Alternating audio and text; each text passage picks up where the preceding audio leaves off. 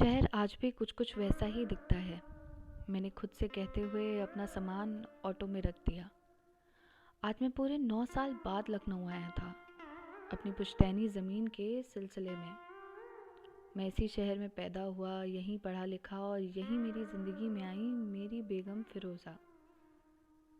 उसके इंतकाल के बाद ये शहर मुझे रह रह के उसकी याद दिलाता रहा। इस शहर की शामें जो कभी खूबसूरत लगा करती थी, वो अब बस फ़िरोज़ा की एक और याद बनकर रह गई थी। ऐसी यादें जो खूबसूरत तो अभी भी थीं, पर मेरे लिए ज़िंदगी और मौत के बीच की दूरी कम कर रही थी। रिश्तेदार भी पीछे पड़े थे कि मैं अपना घर दोबारा बसा लूं,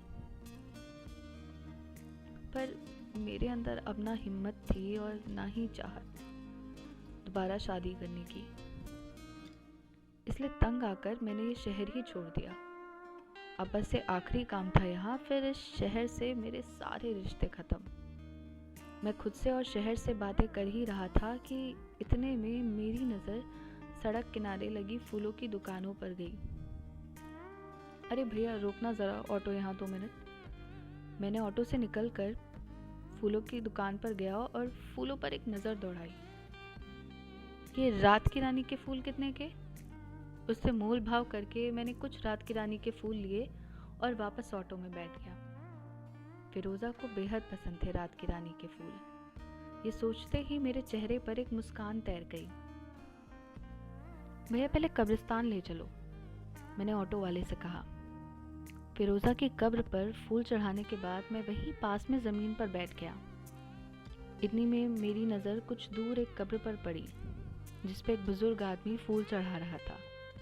उसकी उम्र यूं ही कुछ 70-80 साल रही होगी। उसने भी शायद कोई अपना खोया होगा। ये सोचकर मैंने वापस अपनी नज़रें अपनी मरहूम पत्नी की कब्र की ओर मोड़ ली। थोड़ी देर वहीं बैठने के बाद मैं वापस होटल चला गया, जहां मेरे रुकने का इंतज़ाम था।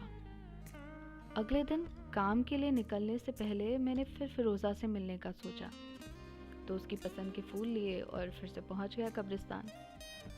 इधर उधर नज़र दौड़ाई तो देखा कि वो बुजुर्ग आज फिर आए हैं, पर आज किसी और कब्र पर फूल चढ़ा रहे हैं। शायद कोई और करीबी भी उनका उसी कब्रिस्तान में दफन था।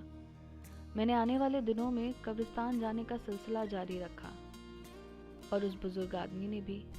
बस अचरज की बात ये थी कि वो हर रोज़ कभी किसी नई तो कभी किसी पुरानी कब्र पर फूल चढ़ा रहे होते थे। एक दिन मुझसे रहा नहीं गया। मन में आया कि आज तो जानना है कि आखिर क्यों ऐसा करते हैं। कब्रिस्तान से ही जैसे वो निकले, मैं भी उनके पीछे पीछे हो लिया। थोड़ी ही देर में उन्होंने बाजार की ओर रुख कर लिया और एक होटल के बाहर ज़मीन पर अपना बड़ा सा झोला रख दिया। फिर उन्होंने उस झोले से पहले एक चादर निकाली और उसे बड़े ही करीने से ज़मीन पर बिछा दिया, और फिर उस झोले से निकली ढेर सारी किताबें। किताबों की हालत देखकर लगता था कि सभी पुरानी हैं।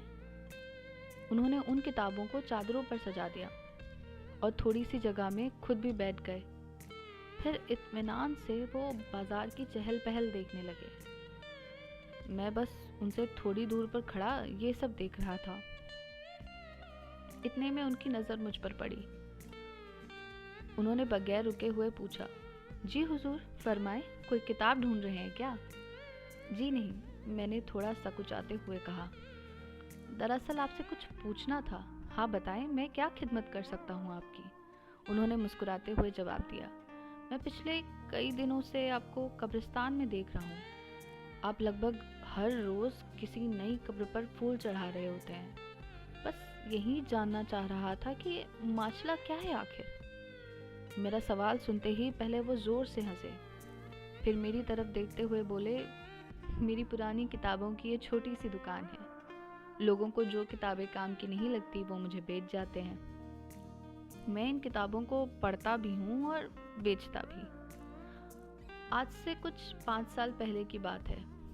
मुझे कोई एक किताब दे गया था। उसे पढ़ने बैठा तो देखा उसके उम्र दराज पन्नों के बीच एक खत बैठा है। ना खत पर भेजने वाले का नाम और पता था, और ना ही जिसको खत पहुंचना था उसका नाम और पता। खत खोला तो कलेजा भर आया। कोई अनाथ था जो खुदकुशी करने से पहले ये खत लिख गया था। उसका कोई था नहीं, इसलिए उसे समझ ही नहीं आया कि खत किसको भेजे। कौन है जिसे दुख होगा उसके जाने के बाद। इतना बोलते ही उस आदमी की आंखों में आंसू भर आए। उन्होंने एक हाथ से अपना चश्मा हटाया और दूसरे से अपने आंसू साफ करते हुए बोले, हुजूर, मेरा भी इस दुनिया में कोई नहीं। बस उस दिन कसम सी खा ली कि जिसका कोई नहीं उसका मैं हूँ। इसलिए कब्रिस्तान में भी जिस कब्र पर कोई फूल चढ़ाने नहीं आता वहाँ मैं पहुँच जाता हूँ उनसे मिलने।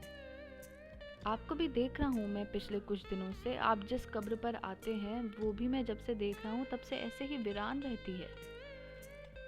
उनका इतना कहना था और मैंने अपनी आंखों में सालों से कैद आंसू फिर से दबा दिए। अल्लाह आपको रहमत बख्शे, बड़ा ही नेक काम कर रहे हैं आप। खैर ये बताइए, ये नीली वाली किताब कितने में देंगे? मैंने बातचीत का मुद्दा बदलते हुए कहा। आज ज़्यादा देर मैं अपने आंसू कैद नहीं कर सकता था और एक अनजान के सामने मैं रोना नहीं चाहता था। ये हुजूर, ये 50 की है। उन्होंने किताब मुझे थमाते हुए कहा। मैंने उनसे किताब खरीदी और वापस होटल के लिए निकल पड़ा। रास्ते भर सोचता रहा कि मैंने कैसे फिरोज़ा को अकेला छोड़ दिया था इस शहर में। अगले दिन कब्रिस्तान जाने से पहले मैंने सोचा कि कल उस बूढ़े आदमी से मैं ढंग से बात भी नहीं कर पाया था। आज फिर मिल आता हूँ। जो थोड़ी बहुत मदद कर सकता हूँ पैसे से, उनकी वो भी कर दूंगा। मैं बाजार पहुँचा तो देखा उस आदमी की वो किताबों की दुकान नदारद थी। उनका नाम पता कुछ भी तो नहीं पूछा मैंने कल। थोड़ी देर इंतज़ार करने के बाद भी जब वो कहीं नहीं दिखे तो मैंने होटल के दरबान से पूछा, कल जो आदमी यहाँ किताबों की दुकान लगाया था, कुछ पता है उनके बारे में, उनका नाम? साहब, उसने मेरी बात बीच में काटते हुए ही कहा, वो तो कल मर गया साहब। पता नहीं कौन था। कुछ दिनों पहले से ही उसने यहाँ दुकान लगाना शुरू किया था। कल दोपहर में अचानक से उसे दिल का दौरा पड़ा और कुछ ही मिनटों में मौत। आसपास लोग इकट्ठा हो गए थे। काफ़ी देर बाद कुछ भले लोग आए और उसके शरीर को फिर पास वाले कब्रिस्तान ले गए। मुझसे कुछ बोलते ना बना। मैं कब्रिस्तान की तरफ चल दिया। जिस दुकान से रोज़ फिरोज़ा के लिए फूल खरीदता था, आज वहाँ से ढेर सारे फूल लिए। कब्रिस्तान पहुंचकर पहले फिरोज़ा की कब्र पर फूल चढ़ाए और फिर हर उस कब्र पर जिस पे फूल नहीं थे। क्या पता इनमें से कौन सी कब्र उस बूढ़े आदमी की थी। मैं मार्च की उस गर्मी में पागलों की तरह कब्रिस्तान में इधर उधर दौड़ रहा था। इस शहर से सारे रिश्ते तोड़ने आया था, पर इतने सारे जुड़ जाएंगे ये नहीं पता था।